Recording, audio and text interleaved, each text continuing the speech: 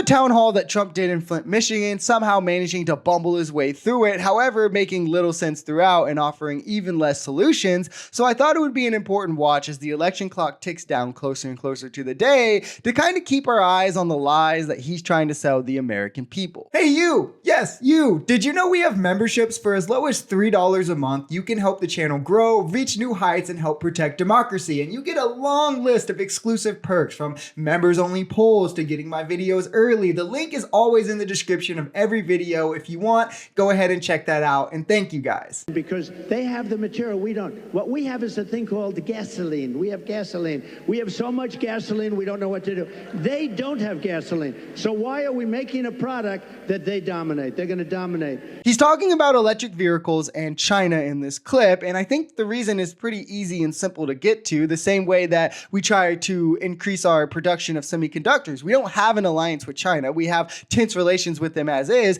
If they refuse to trade with us, they just want to jack up their prices to hurt us in the market globally. If we get in a conflict with them, whatever it may be, the prices of all these instantly shoot up, or we just get cut out of having them all together because we can no longer get them through China. And if we follow Trump's perspective, we wouldn't be doing these things ourselves anyway, because anything China beats us in, we shouldn't waste our time on. That's a long list of things in the global market. And we want to increase our market globally. That kind of is what allows us to have the power that we have, not just surrender it to China. And on top of that, the gasoline we use is horrendous for the environment. Not that Trump cares. He doesn't even think climate change is real, but we definitely should, especially the younger generation that will actually have to deal with the effects of climate change. One reason that Trump probably doesn't care that much about climate change is he won't be around to see the effects that it causes. At some point, then we had COVID. We did a tremendous job in COVID. We gave you a stock market that was higher than just prior to COVID coming in.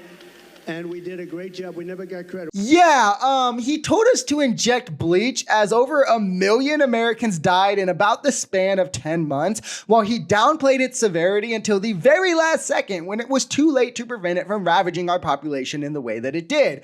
Great job. Failing? Like, you were the best loser, I guess, Trump. I mean, economically, it hurt us far worse than any other developed countries. He lost hundreds of thousands of jobs. Unemployment hit 14.8%. GDP went negative, and it was the largest GDP drop of any country. Inflation went negative, which is just as harmful as it spiking. Our economy was flatlined, and thankfully we had Biden to come in and clean it up, though I will agree, especially among his supporters, he never gets credit for the destruction and death that he directly caused during COVID. She said, I don't think I've ever said this before. So we do these rallies. They're massive rallies. Everybody stays till the end, by the way. You know, when she said that, well, your rallies, people leave. Honestly, nobody does. And if I saw them leaving, I'd say, and ladies and gentlemen, make America great again, and I'd get the hell out, okay? Because I don't want people leaving. But I do have to say, so I give these long, sometimes very complex sentences and paragraphs, but they all come together. I do it a lot. I do it with Raising Cane, that story. I do it with the story on the catapults on the aircraft carriers. I do it with a lot of different stories.